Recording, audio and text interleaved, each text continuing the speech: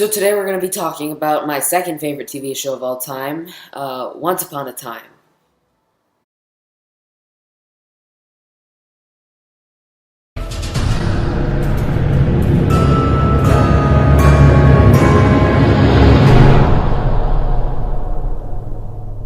So I know that this is the fourth episode, and we're already 4 episodes into the fourth season.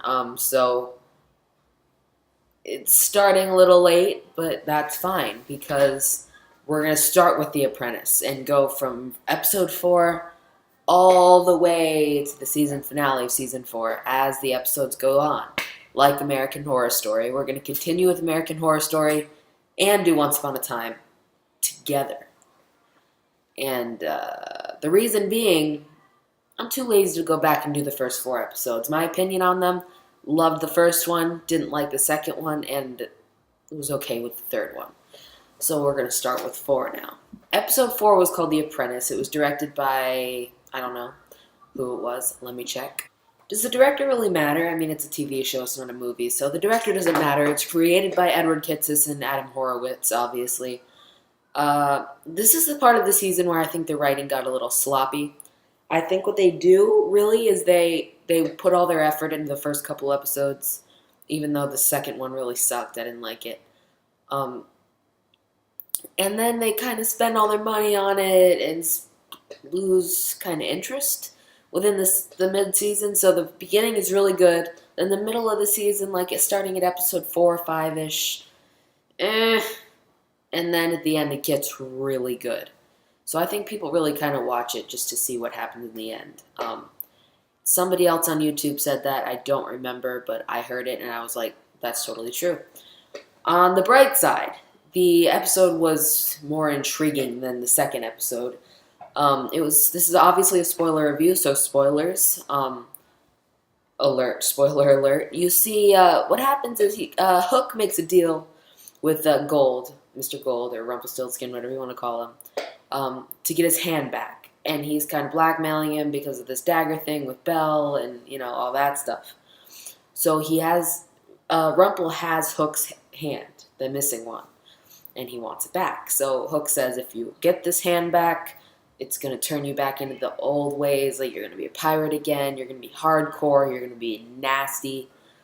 And he doesn't believe it. So he's like, if he's going on a date with Emma, so she wants me to hold her with both my hands. I want to hold her with both my hands. So he walks up to the guy. And I love all the remarks that David makes about him having 2 hands. It kind of made me laugh really hard. And then Rumpelstiltskin is back to old Rumpelstiltskin. In the flashbacks, like in The Enchanted Forest, we see him. He's the apprentice. He has the sorcerer's hat from Disney. I saw what they did there. And he's back to old classic Rumpel with the sassiness and the weird behavior and the dearie, like that weird stuff. I like that about Rumpel. That's what I always loved about the first season, and now season 3 through 4 it just got really good. But all I really cared about in the first couple seasons was Rumpel. But now I love everyone, and he's kind of my least favorite character because he's not really Rumpelstiltskin anymore. But in this episode, they kind of brought him back. They brought Anna back into the picture for this episode. She's the main focus. Elsa's barely in it. Regina's barely in it. Mary Margaret and David are barely in it. Ever since these Frozen characters came on, all the main characters are kind of just disappearing. Like Regina, she was barely in the last 3 episodes at all. And David and Mary Margaret, just very small parts now. And I don't like that. I mean, I have a feeling they shot them in a bunch of scenes, but they cut them out because it was too long of an episode. Because I don't think Jennifer Goodwin and Josh Dallas and Lana Parrilla, they want to be on the show if they're going to have such tiny little roles now. And obviously they're not going to pay them as much if they don't have as much screen time. So I hope to God, I pray to God, please, Edward and Adam, bring back the main characters for a little while.